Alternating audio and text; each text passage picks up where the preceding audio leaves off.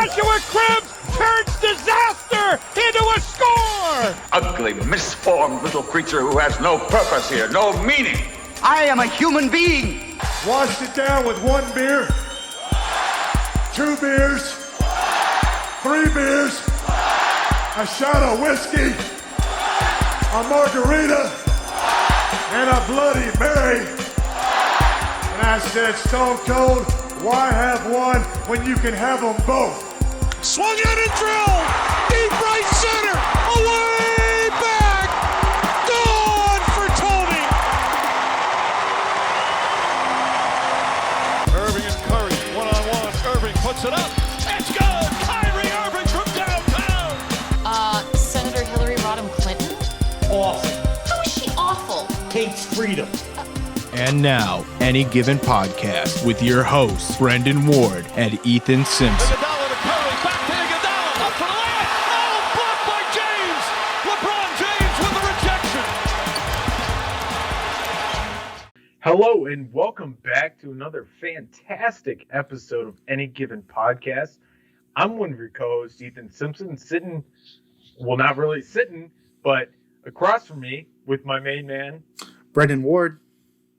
And let me tell you what, we have the best shirt you could buy as a Cleveland fan on sale. Whether you're an Oklahoma Sooners fan or you're a Cleveland Browns fan, numbers don't lie. The B is a 6. I think by now you've already gotten why the B is a 6, but it is on sale on KentStagePosters.com. Brendan, what is that? KentStagePosters.com. They actually bring you our podcast, right? Brought to you by KentStagePosters.com. Yes, that is true. We are brought to you by KentStagePosters.com, and you can buy a Numbers Don't Lie t-shirt. $20 from medium to extra large, and from 2X to 3X, it is $25. They are fantastic t-shirts. Trust me. You can trust me. I have an honest face. You can trust me. They are fantastic. Multiple people that I know have bought them. People that I don't know have bought them. And they have said these are some of the best t-shirts they can wear. We've gotten people in the media. Larry Nance Jr. has one, like we told you before. Fantastic shirt. Can't go wrong. Even Larry if it Nance is out of Jr. season. Larry Nance Jr., Anthony Alford, Chris McNeil, multiple people in the media have these, and they love them. So, get yours now. Like Brendan said, they might be off-season, but they are fantastic. Numbers don't lie t-shirt. The B is a 6. Once again, you know what that means. KentStagePosters.com. Speaking of KentStagePosters.com, Any Given Podcast is brought to you by KentStagePosters.com. KentStagePosters.com. You could find almost any one of your favorite artists' posters that are performed at the Kent Stage at KentStagePosters.com. I don't think I heard you. Where is it? KentStagePosters.com. Gotcha. KentStagePosters.com. But now that they know where they can go to get a poster and a shirt, why don't we go ahead and get into some football? A couple things happened in football. We'll go ahead and start with a little bit more of a sad note, unfortunately. San Diego Charger and Tampa Bay Buccaneer wide receiver Vincent Jackson was found dead in a Tampa Bay hotel room on Monday. There is no cause of death determined at this time. There was an investigation launched to let us know if there was any foul play or anything like that. Me and you both talked about it yesterday. It's sad. Vincent Jackson was a big part of those Chargers teams that were really good when we were younger. Some of Phillip Rivers' best teams were when Vincent Jackson was on the outside for him and Antonio Gates was playing tight end at the time. Just a big deal. Hell of a career, hell of a player, and it's just sad to see another person go so young. He was only 38 years old. Yeah, like I was telling you, he was an absolute stud on the Chargers, and he was also a stud on the Buccaneers. He ended his career in 2016. He had a 12-year career, a fantastic career, one of my favorites. I would always pick him up on my teams in Madden growing up. Even when I was grown up, I would still pick him up. It's a shame. Um, they said there was no forced entry, no trauma or anything like that. So it leads you to think about what happened, which sucks. He was a family man. He was a great father. He was a great husband. He was a great football player.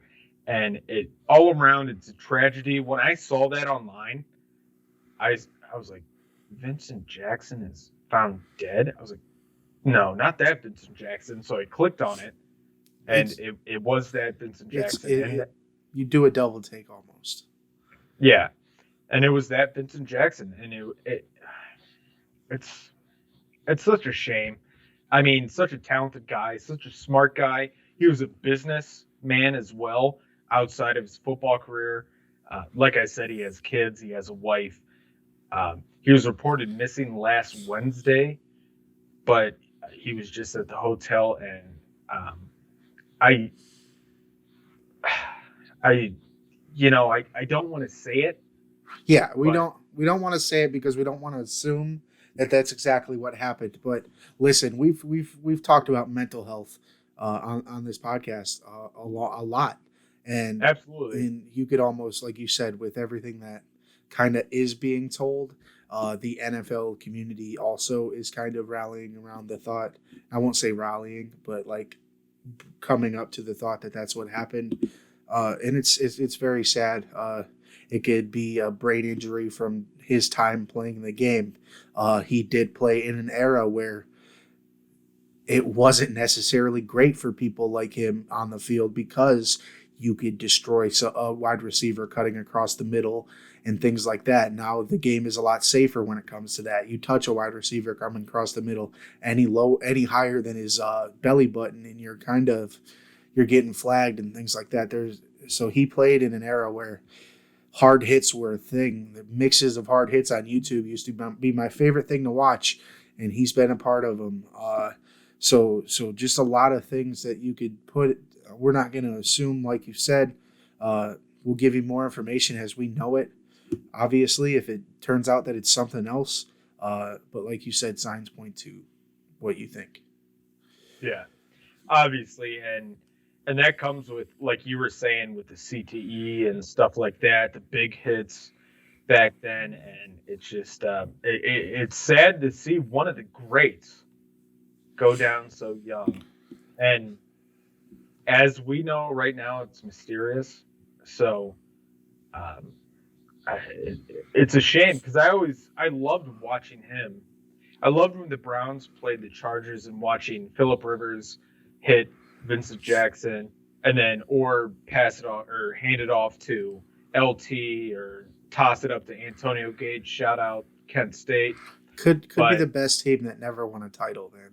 Honestly, yeah. I've always been a big Chargers kind of like, it's like you have the Tampa Bay ties. Like for some reason, the Chargers have always been my team outside of the Cowboys and the Browns, mostly because of those powder blue uniforms. You know what I'm saying? And then LT, like you said, just a monster. Rivers, a monster. And Vincent Jackson, just a guy that shined, even surrounded by stars like those three. Jackson was a big part of the game, and the NFL is certainly mourning the loss of him, and it's been shaken by it. Absolutely. And can I say one thing? I've always been a Chargers fan as well because we have the South Browns, which are the Tampa Bay Buccaneers, and then we have the West Coast Browns, which are the Chargers. So I've liked both of them as well. Those are my 2 and 3. Been a little less of a fan since they moved to LA, but yeah. Yeah, that was kind of messed up. Why does LA need so 2 moving teams? on?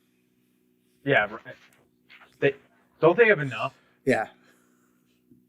So moving on from that, J.J. Watt last Friday got cut by the Houston Texans. They didn't cut him. He requested to be cut, and they gave it to him. The reason why they cut him instead of trading him is because they said, you know what? You're the greatest defensive player we ever had. Go do what you want to do. We're not going to trade you. Go to where you want to go. So now he's free to sign wherever he wants. And I read an article today that one of his top places to go is Cleveland. I mean, why wouldn't it be? It really, like, a lot of people have been talking about maybe Pittsburgh because of his brothers, but then you really have to decide, aside from that, are you motivated by money or are you motivated by a title? And Cleveland really is the best of both. You know what I'm saying? I really hope they don't get in with him at that number of 15 million. I might cry on the inside a little bit at 15 million a year for JJ Watt. But I think it's a big help. Some of JJ Watt's best numbers were when he was on the field opposite of Jadeveon Clowney, and this time he'll be opposite of Myles Garrett, who's the best pass rusher in the NFL. Bold prediction for the season: by the end of next year, Myles Garrett will be easily recognized as the best pass rusher in the NFL. So for JJ to get an opportunity to go on the opposite side of him is a big deal, I think, because it's going to help his production a lot. Neither of them will be able to really face too many double teams, you know what I'm saying? Or it might open up Sheldon Richardson in the middle, because JJ Watt was the highest double team rate of all of the NFL last year, and still finished 15th in production. I learned that stat earlier for this conversation, but yeah, the Browns have the money currently. Now you got to be worried about overspending because there is a lot coming for them. Myles Garrett has been paid, but Nick Chubb is still on that team. Denzel Ward's still on that team. Baker Mayfield's still on that team. All still need contracts. Then again, you bring in a defensive lineman. What are you going to do at the back end? Are you really hoping that Greedy Williams and Grant Delpit are back and are everything you hoped they were? You know what I'm saying? So yeah. It's really, what can the Browns get JJ Watt for? Because if it's 15 to 17 million a year, I'm out. Because that's too much. Me and you have been on this show before and said that JJ Watt is not what he used to be. He's nowhere close. And while I'll say that he has the talent, he's just not on the field enough. Yeah, that's where I'm at. If he wants some major contract, let him go to Pittsburgh. Let him go to the Packers. Because Wisconsin, let him go to the Packers. Let him go to Pittsburgh with his brothers. But if he's asking for maybe not a league minimum, but a little higher than that, sure, that's fine. And what do we have behind him if he does go down? We got Larry Ogunjobi. Yeah, exactly. It might be crazy to think that you should be able to get him for somewhere between 5 and 10 million, but that's where you should want the number. You don't. Why pay? Because then you get the argument like your linebacking core was trash last year. Yeah. Who are you going to sign there? Or you also have the argument of Shaq Barrett is a free agent.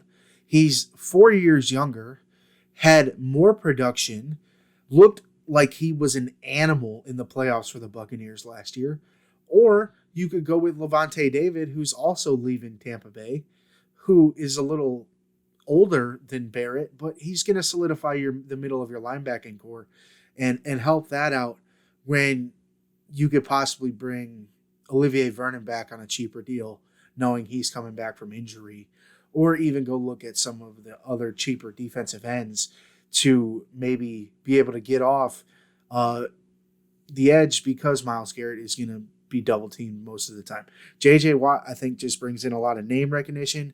It helps with a lot of marketing, but it also jersey sales. Yeah, but it also, I think it also because of his name, gets a lot of people to stop double teaming Myles Garrett. Yeah, absolutely. I think most offensive lines would be more focused on J.J. Watt, but I mean, I don't know. How are you an offensive line coach when you're going up against you have Myles Garrett on one side and then you have J.J. Watt on the other? How do you equally divvy that up? Because both of them are monsters. J.J. Watt is injury prone, like I've said in the past. He's getting older. He's injury prone. But still, it's just the name, J.J. Watt.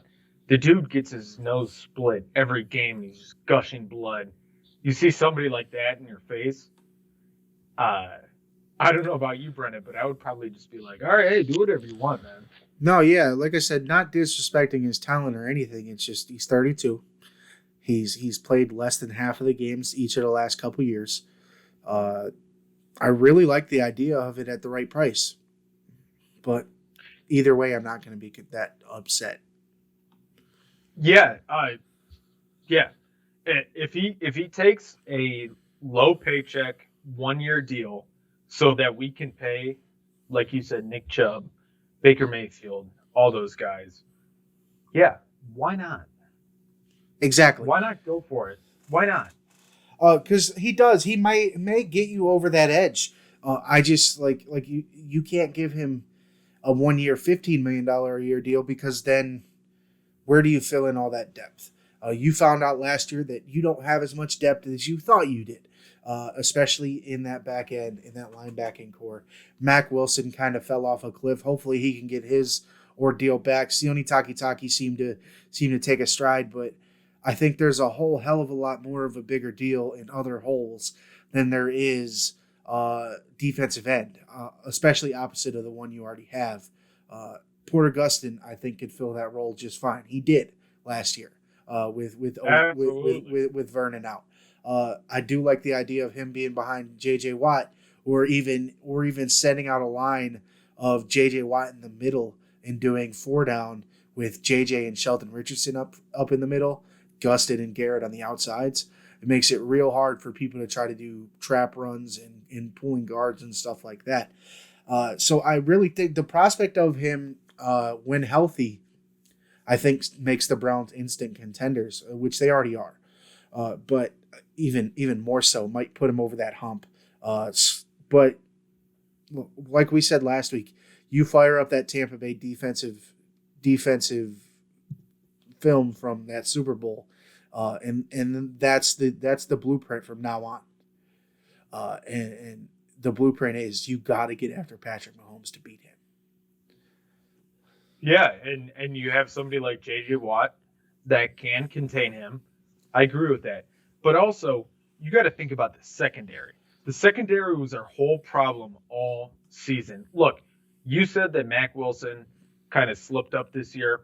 Yeah, I agree. He did. But he did a fantastic job for what he was put into, the situation he was put into. Because in his mind, he couldn't let anybody get past him to go to the secondary, because the secondary, we can all agree, was dog shit. Wilson was turning around and running every play because he had to keep up with receivers that were running downfield because there were so many holes in at that safety position. Now, like I said, we really hope Grant Delpit fills that hole. The thing is we haven't even seen Grant Delpit on a field yet, on an NFL field, I should say. And Andy's coming off an Achilles injury, so let's see where he's at. I don't mortgage your whole future at the safety position on a guy you haven't seen play yet, especially when that was your worst position. I'm really excited to see what Harrison can do, but he missed a lot of time for injury last year too. So unless you're going safety high or linebacker high and paying J.J. Watt, that's a prospect. Another aging prospect is Richard Sherman, which I personally have a love-hate relationship with Richard Sherman. Sometimes I like when he trash talks, sometimes I do, but is Richard Sherman gonna come here and accept the number 2 role because he's not gonna be. He's not gonna be the number 1 guy, right? And that's he's not gonna accept that number 2 role because his ego won't let him. Yeah, and that's what I don't want. I went to Stanford, dude. Yeah, like, and I came from Compton. I went to Stanford. Like, we get it, bro. We get it. You worked your ass off to get to where you are, but you're an aging quarterback. We need to get a couple young cornerbacks that are on free agency that can bust their ass out there and work with Denzel Ward. I personally do not think that Richard Sherman should be on the Cleveland Browns in 2021. That's just me. I don't like his attitude. I don't like the way he plays, but that's just me. I wouldn't want Josh Norman on my team. I wouldn't want any loudmouth, angry, in your face. If they're not number 1, then they talk trash about your organization and one out. I don't want anybody like that on my team. I want team players. I want this to be a nice young team and grow this team as you would for any other team. Yeah, and that's kind of where I was going with that. Like I said, I have a like-hate relationship with Richard Sherman because back in Seattle, the mouth could be tolerated because he was that guy. He was the best in the NFL. I could tolerate it when he was that. I can't have him come to the Cleveland Browns right now and talk shit when he's not even going to be a top 10 corner. And I get that he probably thinks he will be and things like that, but he's not even going to be the number 1 on the depth chart. Like you said, I don't think his ego could take it. The minute Joe Woods says wherever Denzel Ward goes, you go opposite is going to be a problem because Denzel is going to come back next year, and it's time for Denzel to be number 1 on number 1. It's time for Denzel. Every time he lines up, he's getting Tyreek Hill. He's getting Julio Jones. He's getting DeAndre Hopkins. It's time for Denzel to do that. And I get that Richard Sherman has always been the guy that wanted to do that, but that's over with. You can't be that guy anymore. And I feel like that's going to be the conversation with a lot of people who are considering the prospect of signing Richard Sherman. It's going to be, can he come in here, keep the ego in check, because he's not going to be our number 1 guy. Where's he going to go that he's going to be a number 1 guy aside from a low rent team that's going to pay him just a bunch of money to come in and sell jerseys? Jacksonville has to cover up that spot for Jalen Ramsey. They've had to for a couple of years now, but they're the same person though, right? Jalen Ramsey. The difference is Jalen Ramsey's production is up right now, so he could talk the shit. Yeah, that is true. And we tolerate it because Jalen Ramsey's one of the best corners in football right now. Let me tell you what. Let me see. If the year was 2013 to 15 and J.J. Watt and Richard Sherman wanted to come to Cleveland, absolutely. Right? Everybody would embrace them with open arms. It's a no-brainer. In football years, but in football years, these guys are old men. They cannot do this as well as they could back then. It's like dog years, man. They're almost ready for the retirement community. Right. It's not knocking their talent. Both future Hall of Famers, both of them. Whether you like them or not, both future Hall of Famers. Not knocking that, but for this team, I'm not really that excited about either. With JJ, for the right number, I'll be like, all right, cool. For the prospect of, I think even if as long as he's on the field, it takes away Myles Garrett getting double teamed. So for that, all right, cool. I think Vernon just doesn't have the name that Myles Garrett does, but I'd rather or that JJ has. But I think I'd rather have Olivier Vernon back just because he's younger and he's going to come at a lot cheaper of a price. But we've been talking about this forever, man. Let's get into our final NFL news. What do you got? You want to tee it up? Our boy Pac-Man. I'll tee it up. My guy.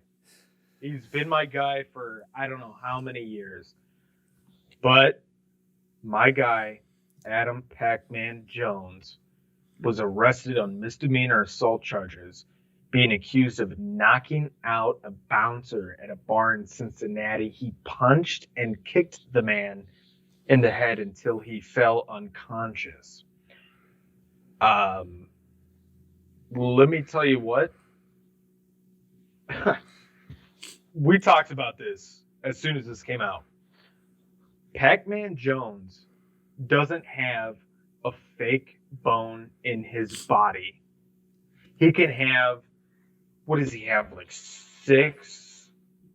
He's got like 4 old school cars, like 3 new school. I think might have Rolls Royce.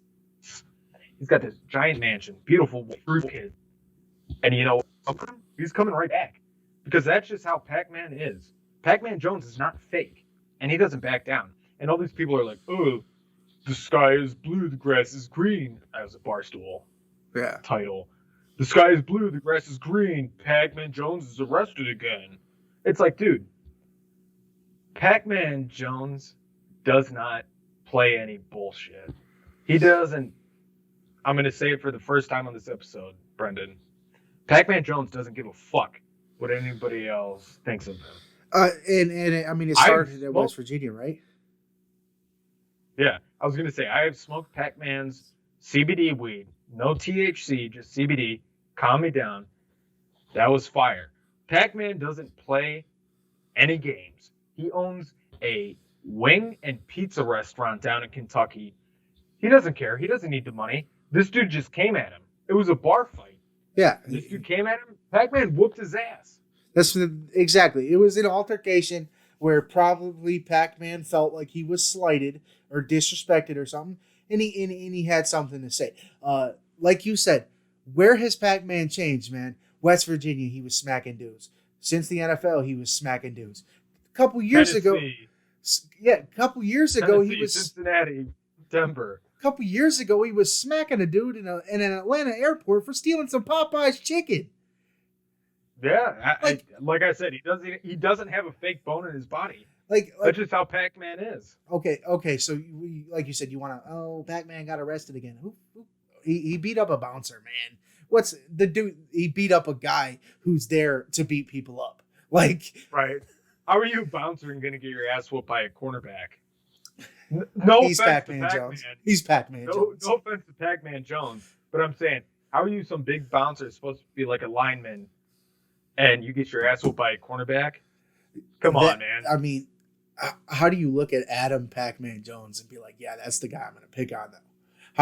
Everyone knows what Pac-Man looks like. You know that guy's going to whoop you back. You know he's going to say something back. You're not walking up to Denzel Ward and talking shit. You're walking up to Pac-Man Jones and talking shit. Dude, that's notorious for smacking people. Dude's been known since 2004 to be whooping ass. And you're going to come up to him? Like, that's like walking up to John Bones Jones and being bigger than him. Like, hey, pal, you better not do that, or I'm going to grab you. And you grab him. John Bones Jones whoops your ass. That's what happens. Like, Pac-Man Jones is known for whooping ass and taking names. You're talking crap to the one guy who's most likely to smack the shit out of you. It's just the way it goes. Like you said, it's John Bones Jones. It's picking a fight with Stipe. It's like these guys. They're not the biggest guys in the world, but they know how to fight. It's like Pac-Man. Like, come on, man. It's the girl on the sideline, or it's the girl courtside in Atlanta who picked a fight with LeBron and thought he would be the one that got kicked out the game. Right, I'll kick your ass. Like, you're gonna kick this fucking 6'9" guy's ass. Not even 6'8", 6'9", 280 pounds. You're gonna kick that guy's ass. It's not even about the size, man. To me, it was that she really thought that she was gonna be the one that was gonna get to stay. She thought that the Atlanta Hawks were gonna be like, nah, LeBron's got to get out the game.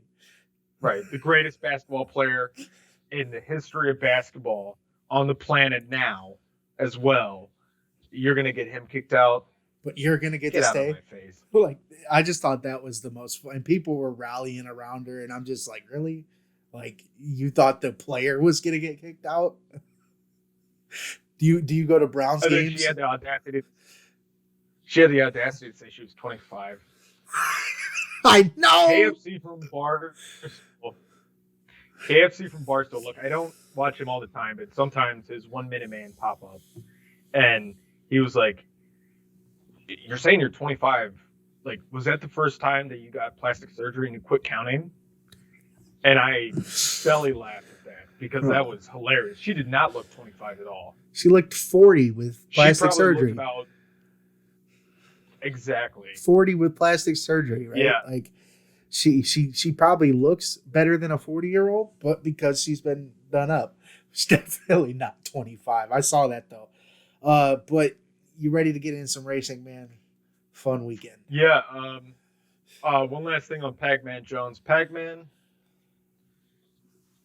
look, dude, keep doing you, keep being real, but I mean, he teaches his daughter's track team, his oldest daughter's track team. I think he helps with his middle child's her gymnastic team, and then he's got Adam Jr. that he takes care of. So he is a great family man.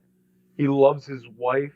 They do all that stuff, but he does it, like I said, he doesn't have fake bone in his body. So if he's at the club and somebody messes with him, he's gonna give it to him, and that's how Pac-Man is. He's a great family man.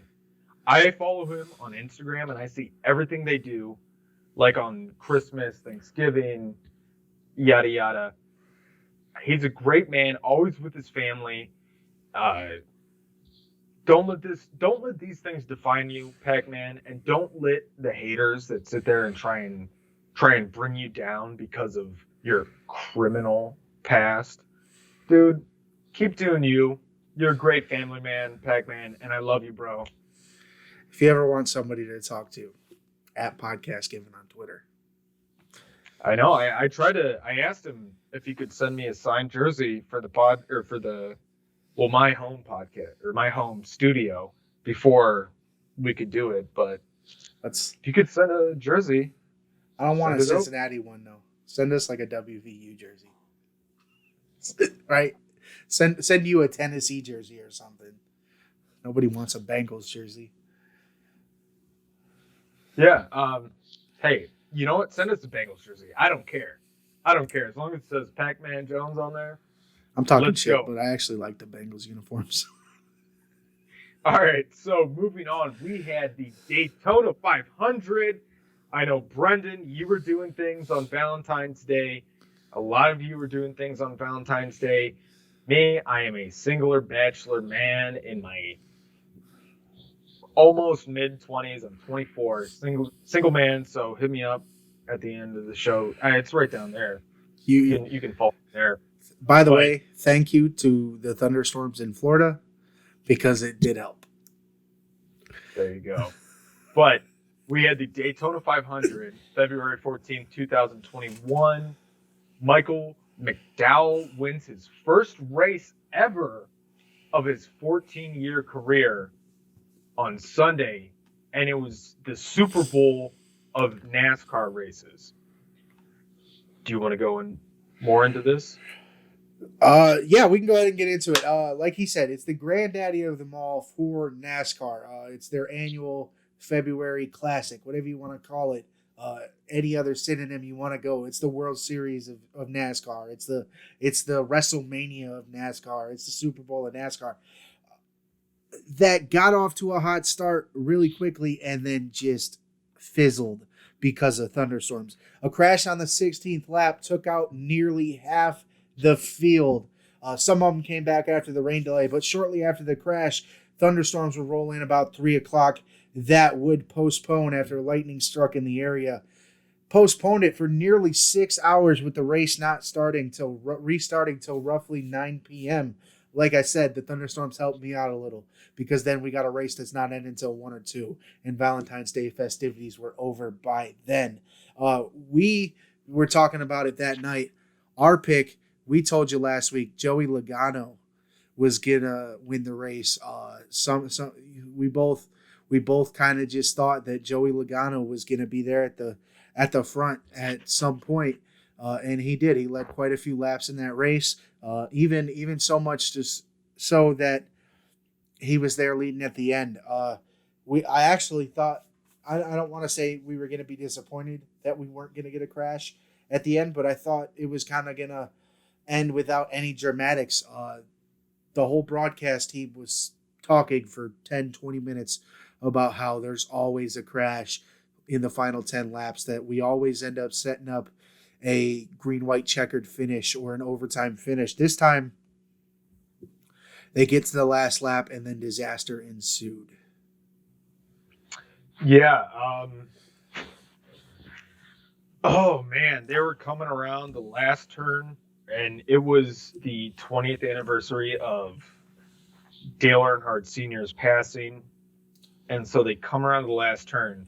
So I was sitting there with my old man. My old man taught me all about NASCAR growing up. Every Sunday we would watch the races. But we actually watched unfortunately watched the Dale Earnhardt Sr. crash together. I was a young child, but I remember my dad being like, what the, like, oh, like my dad not freaking out, but like he was shook. knew. He was shook. He knew what happened. He knew that because everybody knew that Dale Earnhardt would unstrap himself on the last lap, take off all his stuff, and then he went straight into the wall at full speed. So my dad knew. So to the last lap, so I was talking with my old man.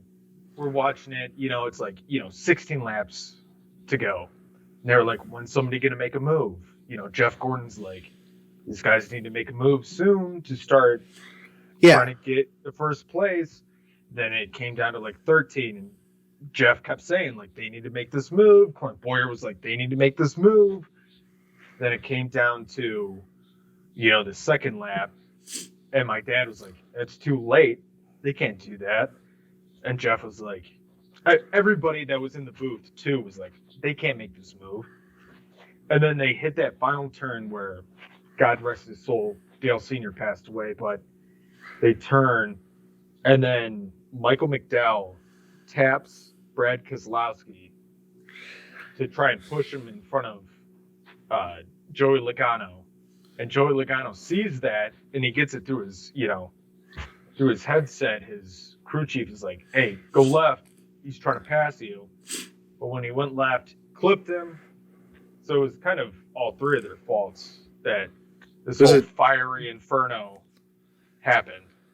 Yeah, and you're watching that live, and then, like you said, Logano did that little swipe to the left to block him, and he did catch Keselowski's 2-car.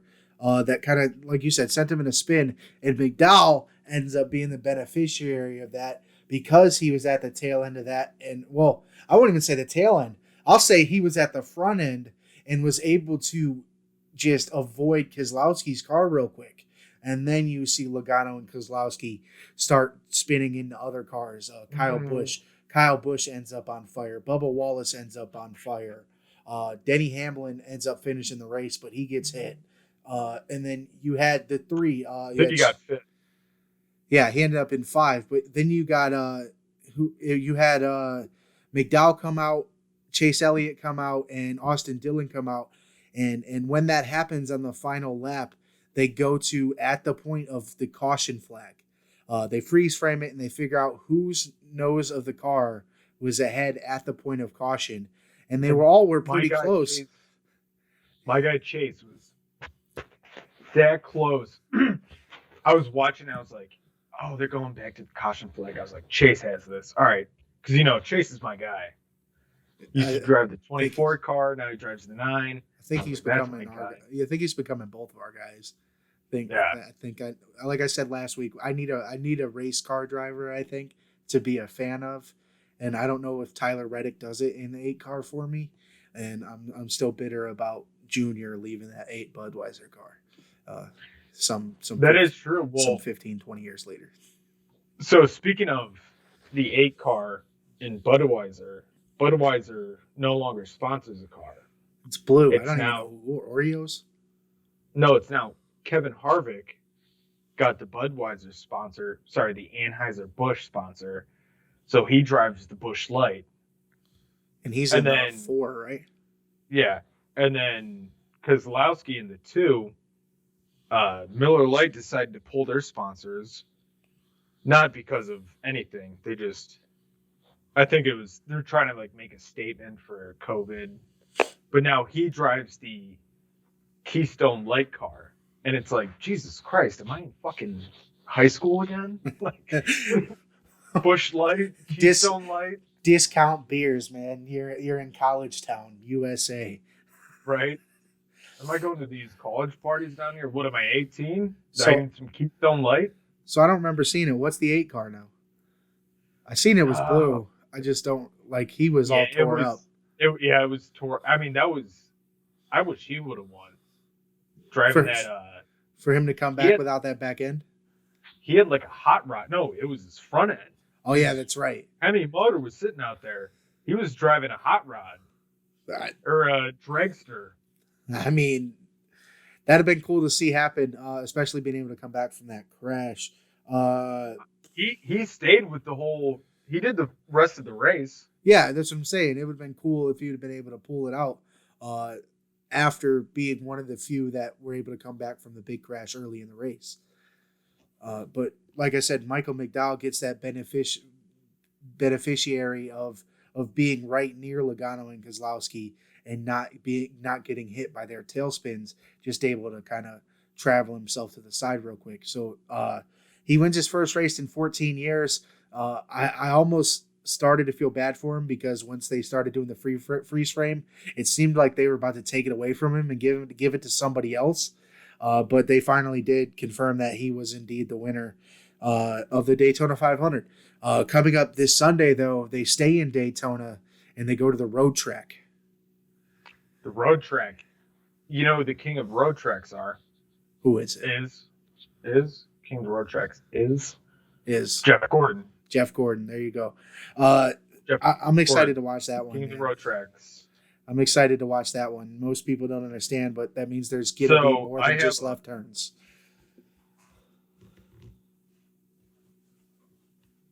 You have a... All right. So I didn't want to bring this up, but you just said that.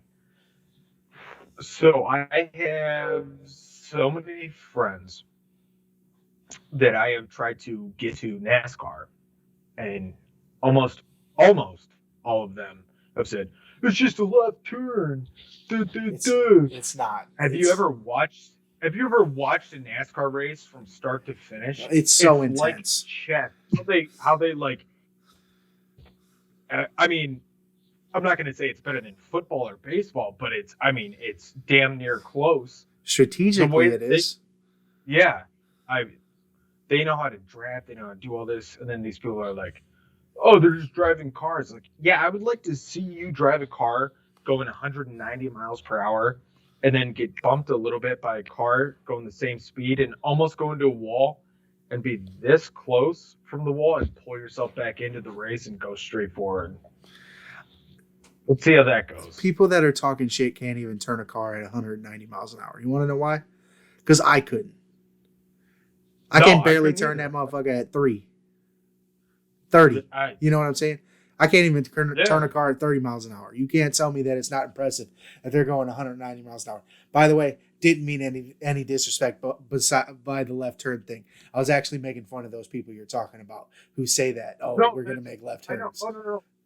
No, I get it. That's what I'm saying. Like all these people are like, they're just taking left turns.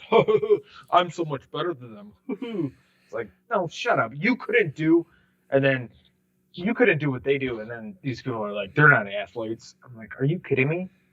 You don't know how to get in that car when it's noon and you're racing in Texas and the sun's beating down and you're sweating. You gotta plug in your penis or something. I don't know. You're peeing down your leg. Yeah, right. Yeah, it's ridiculous, but I got one funny thing to say. So, speaking of Michael McDowell, Ian did send me a very funny text after the race. He said about Michael McDowell, I'd pop that goofy bastard in the mouth. He is a goofy looking guy. He is. When he acts.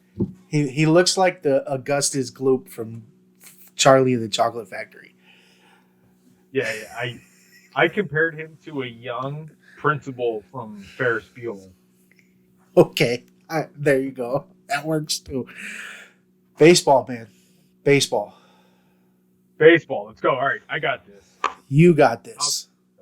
Pitchers and catchers begin reporting February 17th with report dates being determined by individual teams. The Cleveland Indians pitchers and catchers have been out there since last week. The sun comes out tomorrow. Baseball's only a day away. Oh man, I need a tissue. I serenaded you. I know, right? Baseball a day away. Oh man, I can't wait. So Do you smell it in the air? No, I can smell the cut grass. I can smell the dogs, the beer, the pop, the everything at Progressive Field. I can smell the very nice old lady that checks our tickets so we can go out and smoke and then come back in. She's a very nice lady. We've known her for many years. But so, like I said, pitchers and catchers began reporting Friday the 17th, with reports being determined by individual teams that out here. Sunday that they already sent out the trailers with all their gear, so they're already on their way to Goodyear. Most players will report early, but mandatory reporting date is February 26th with exhibition.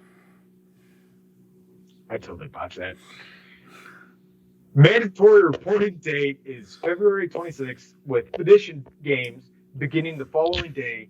Opening day is April 1st, 2021. Indians open in Detroit with a 1:10 first pitch. That is 1:10 Eastern Standard Time. First pitch. Home opener for Indians is 4/5/21. That is April 5th, 2021 against the Kansas City Chiefs.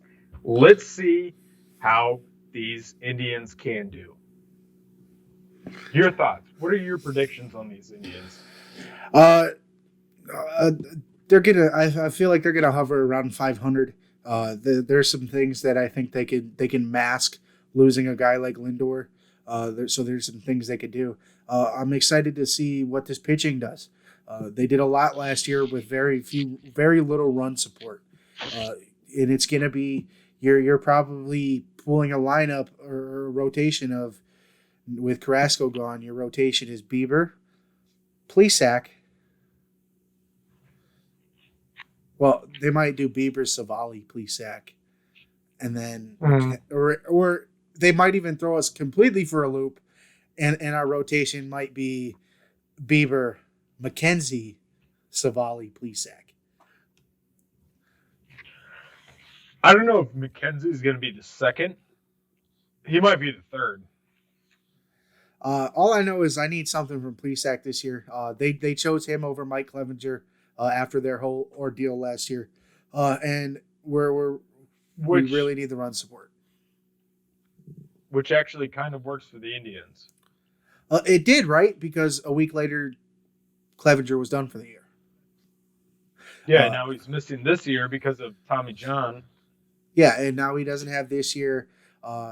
And they got the best value for him they could before there was no value at all. And so that's where that's at. So probably around 500 though. Look, maybe compete. Maybe they'll win a couple extra games and compete for the Central, but look for them to compete for that wild card position. With the White Sox getting better, the Royals were a good team last year as well. So the Central's getting better aside from like the Tigers. So look, but it's still winnable for the Indians. I don't think Lindor makes or breaks your whole team because he had a really bad year last year. He wasn't really part of the team last year. So you're not missing that much. Absolutely. Can I read you something from Lindy's Sports Annuals? Yeah. my mother got this sports book for me for the 2021 projections book for Valentine's Day. Thank you, Mother. So they said for the infield, quote unquote, the Indians didn't trade their best player. Third baseman Jose Ramirez, second to Jose Abreu in the 2020 MVP race after third place finishes in 2017 and 2018, has outplayed Francisco Lindor in recent years despite less star power. Quote unquote. He's outplayed him since 2016. We still have our best player. That's why I wasn't that concerned about Lindor leaving. Obviously, it didn't feel good. Nobody likes to see, the face of the franchise leave. But you know what? You know what's going to feel good this year is when they finally let fans in. And I'll be at a game or two. I might just reinstate my my season tickets. I don't know. I got to call down to the Indians and see what's up. But you know what feels good is standing there and you hear Jose's song come on and then everybody's going, Jose, Jose, Jose, Jose, Jose, Jose. And then he hits a goddamn home run. Yeah, like you said, he's been the best player for a couple years now. I don't think they traded away their best player anymore. Look for Jose to get that star power this year, though, now that he is the guy.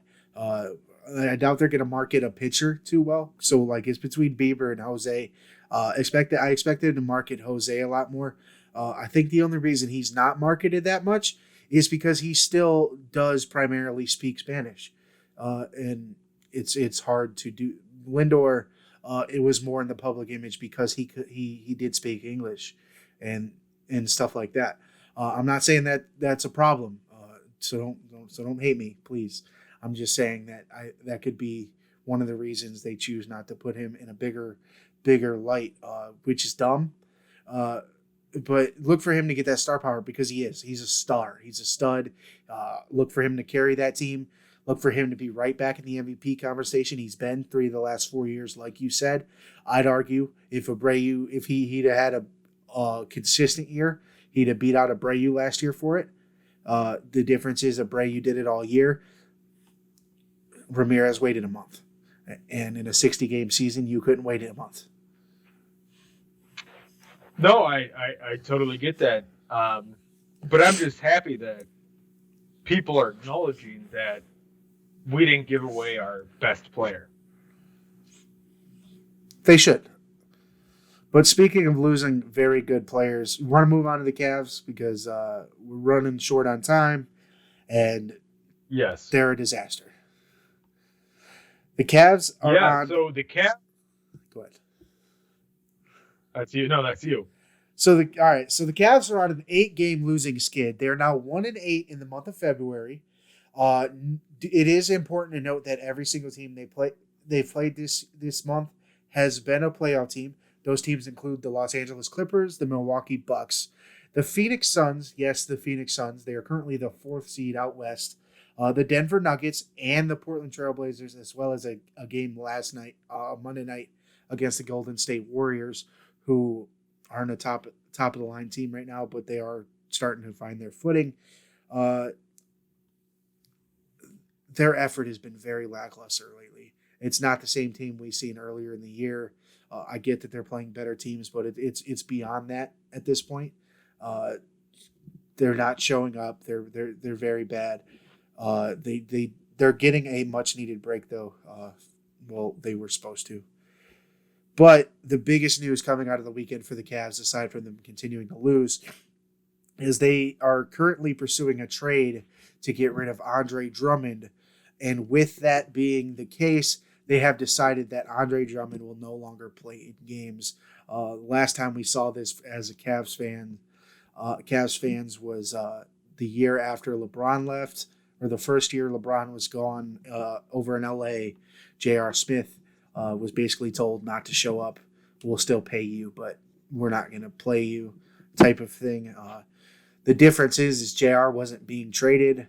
Andre Drummond's being traded, so they're just trying to protect an asset instead of hurt him. If they can't find a trade for him, I'm sure he'll be back on the team.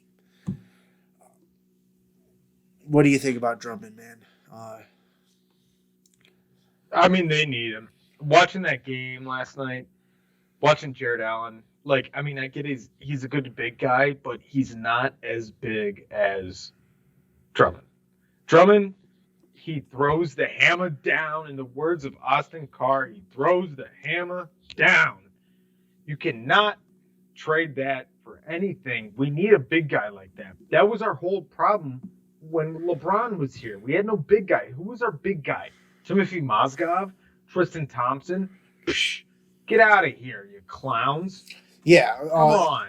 They almost did complete opposite, though, because now they can't decide which big guy they want. Do they want Allen, who played well when he first got here, but you could argue that was almost just kind of playing basketball. He hadn't learned the system yet.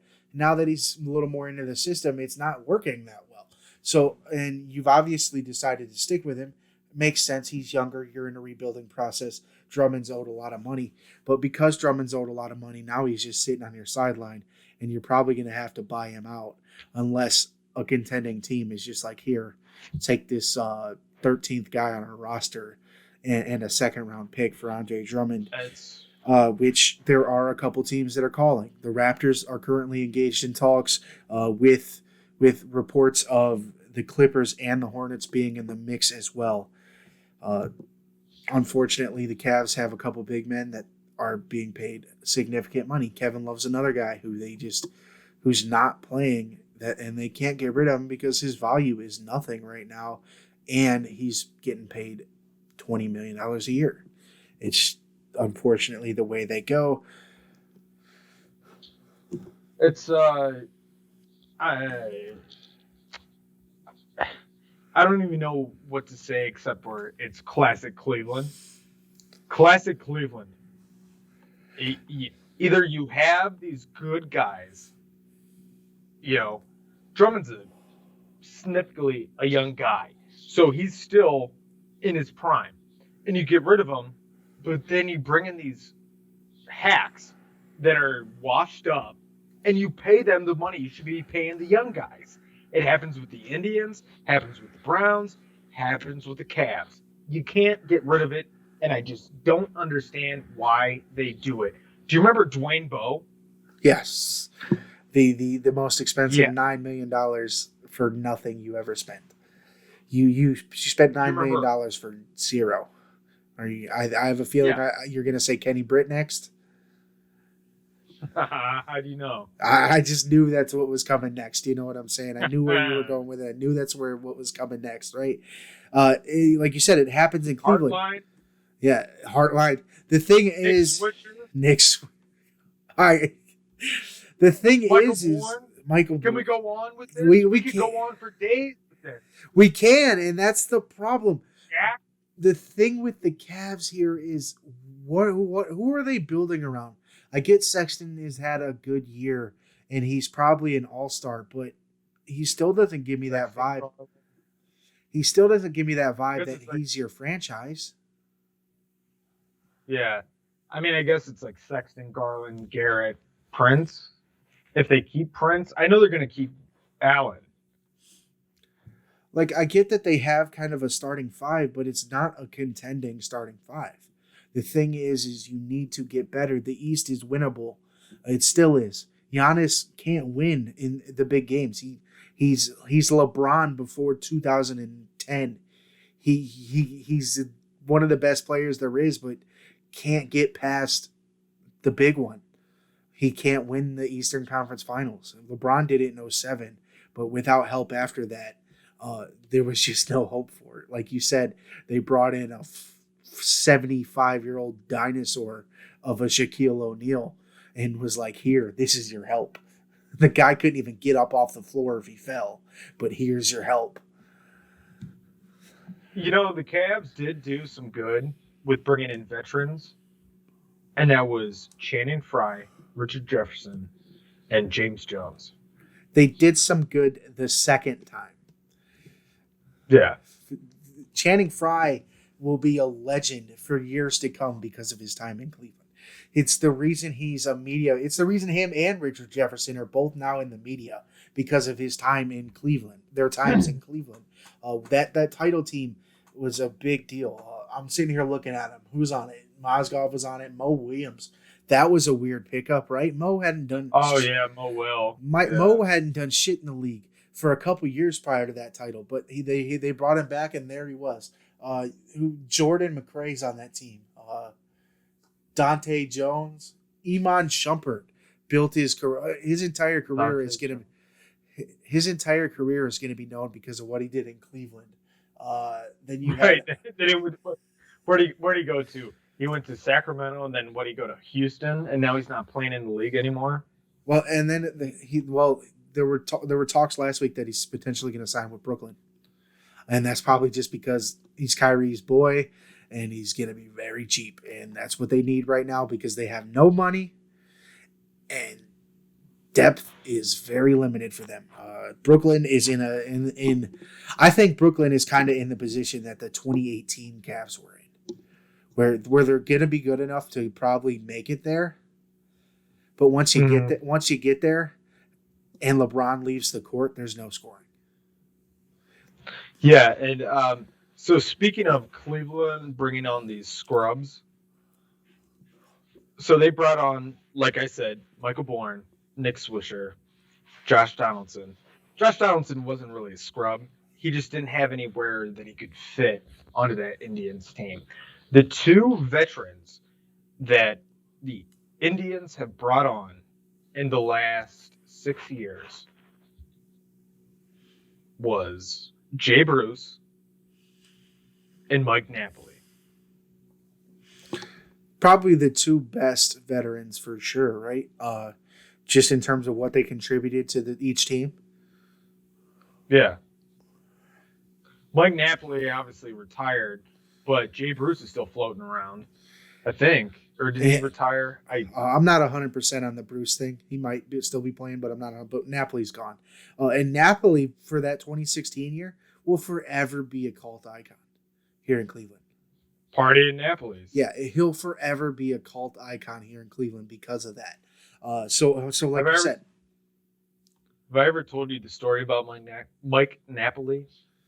But yeah, I believe so. We talked about it a little bit. About Ian? Yeah.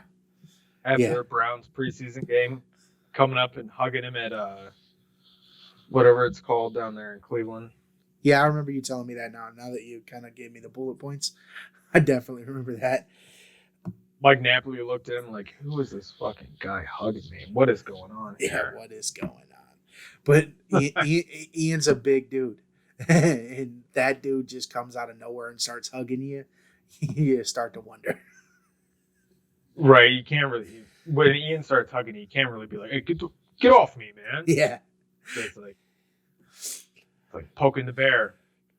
But let's go ahead and finish off this Cavs news. They nearly got themselves a much-needed break. Almost we're going to be able to go a whole week without playing after Monday night's loss, with Wednesday night's game against the Spurs being canceled because San Antonio currently is dealing with their own COVID-19 issues. They've had a couple games now. For the first time ever, though, the NBA stepped in and was like, you know what? Nah, that's not going to happen. For some reason, we're going to give the Cavs an extra game. They haven't done that for anybody. There's been other postponements. They haven't done it yet. They were like, you know what? We're going to throw the Denver Nuggets on the docket for Friday night at Rocket Mortgage Fieldhouse for you. And that's what they did. The NBA added another game. The Cavs are going to take on the Nuggets Friday night. Unfortunately, I said they needed a break because we know what they've been doing. Let's hope they can find themselves before Friday so they can make a game out of it against the Nuggets, and we can start moving forward with the All-Star break right around the corner. Absolutely. They definitely need that break.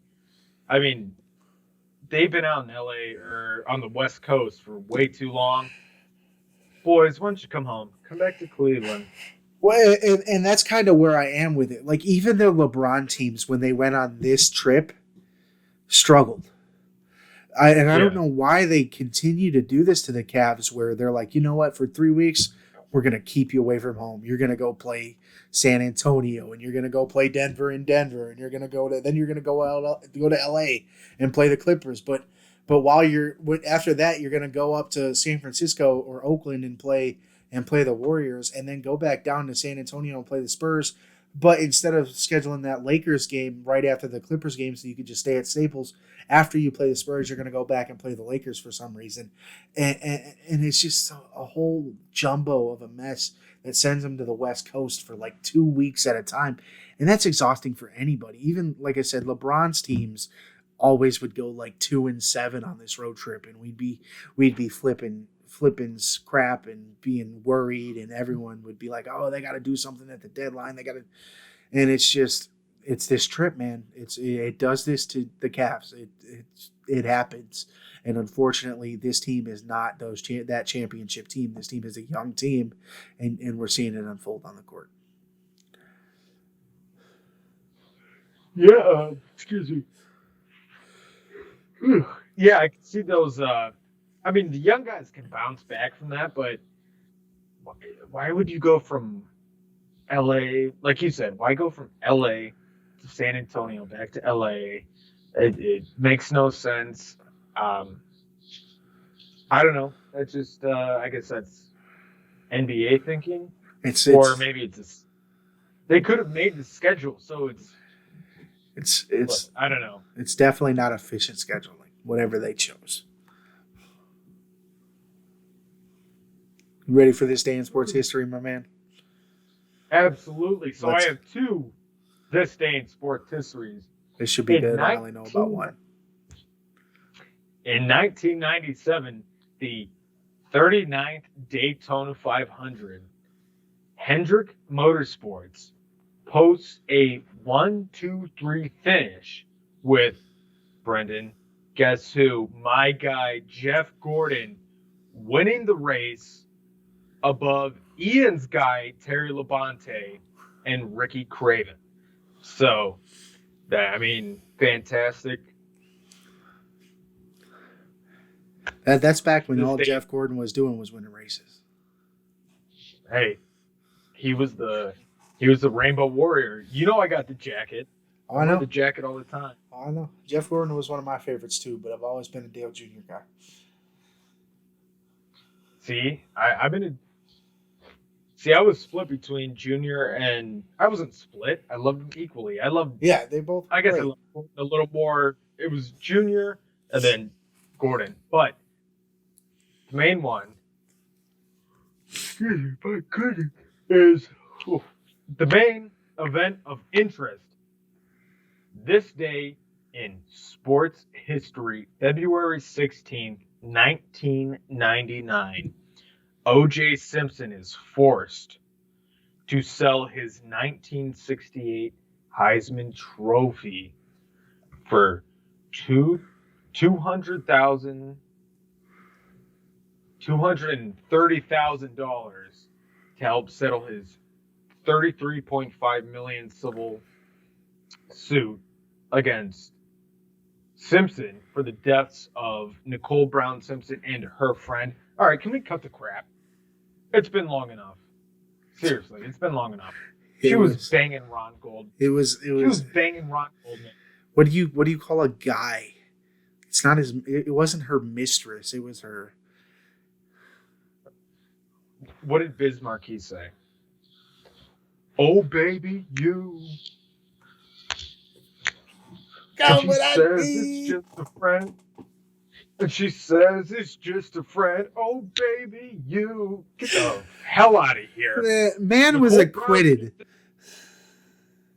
Right? Nicole Brown Simpson was banging Ron Goldman. She was banging Marcus Allen. She was probably banging AC. She was probably banging all of them. You know what? God rest her soul. Hopefully they find the killer. Hopefully they find Charlie. But, hey, I'm just saying, don't call him her friend. Everybody knows what was going on there. Nobody just has a friend. Her lover. Call him what he is, like you said. But the thing is OJ's still paying that back. He's still paying on that. because that $230,000 that he got for one of the biggest Heisman trophies ever. O.J. Simpson is one of the most recognizable names ever, and he only got $230,000 for his Heisman. That didn't even put a dent in that lawsuit. He wouldn't got that back though. He wouldn't got that back. Yeah. In a way. Oh, he definitely went and got it back. Then he ended up in jail till 17, but he was serving that sentence they didn't give him back in 95 or 94, whatever the final trial was, or final sentencing day 94. Was. Yeah, probably sometime in 94. But yeah, that's a big deal, right? It's a Heisman Trophy, and he had to sell it. That's terrible. For something that he was forced to pay, like you said, $33.5 million on a civil suit, in regards to something that the criminal suit said he didn't do. And so, like, you just get different judges that just have these preconceived notions. And obviously, evidence pointed toward the fact that he didn't do it. If the glove doesn't fit, you must have quit. I say it all the time. I say it Absolutely. at work. I say it at work like once a day because I put gloves on. So that happens. And nobody gets it but me. Like, I don't work with anybody that's that big into football or anything like that. So I'm the only one that's just sitting there dying. I mean, you don't even have to be big into football to know if the glove doesn't fit, you must have quit. You would think, man, but some of them just look at me like you're crazy. There's only this one dude, and he's almost 40, and he just dies every time because he's the only one that's like, he's the only one that gets it. And me and you get it because of the love for him for your last name. I've always loved it. I've always loved Juice. In elementary school, my teacher did not appreciate this. But when I was putting on my winter gloves to go outside for recess, I'd be like, if the glove doesn't fit, you must have quit. The other day, She'd be like, okay, enough. The other day, someone came through the drive-thru with brown gloves on. This dude was like, man, this dude has really cool gloves. So I go and look. I was like, oh, he's got them OJ gloves. He had brown leather gloves on. It was so fun. It was fun. But yeah, OJ, an icon. Obviously, no matter what you feel about him, he's still in the Hall of Fame. Whether you feel he did it or not, but this judge obviously thought he did. Thought he owed the Goldman some money. The rich got richer on that day. Big sports event, just like Jeff Gordon winning that race some 23 years ago. Yeah, absolutely. And OJ, it's yours truly. It's your nephew. Come at you live. Shoot, I said who were we talking about earlier? Oh, I said if Pac-Man Jones wanted to come on the podcast, he could. OJ, you have an open invitation. I don't care if I'm at work. If you email me, I will quit my job to come interview you. End of story. Right. Like there will be nothing between me and a 10 minutes later interviewing you. And if Ethan has a problem with that, I'll come down to Kent and pick him up out of bed and make him interview you too. Dude, if I get an update, it's like, OJ Simpson at gmail.com. Hey, what's up? What's up, little Juice? What's up, Juice Box? You want to come interview? I'm there. What? When and where? I'll get from Lorraine to Kent in 15 minutes. Cop will be like, what are you doing? Right. I got Juice. We'll go out to Vegas. I'll be to Vegas in 4 hours. We'll go to Akron, Can. We'll fly over to Vegas. We'll hop on that golf cart. Two things in this world I'll go broke for: an interview with O.J. Simpson and front row seats to a Browns Cowboys Super Bowl. Okay, yeah, I can see that. Yeah, I'll take that. It's just that's what it is for me, obviously, right? Like we run a Cleveland centric podcast, so I've obviously got the Browns. I'm obviously a Cowboys fan. That's the pinnacle of it for me. Pinnacle of football would be a Browns Cowboys Super Bowl.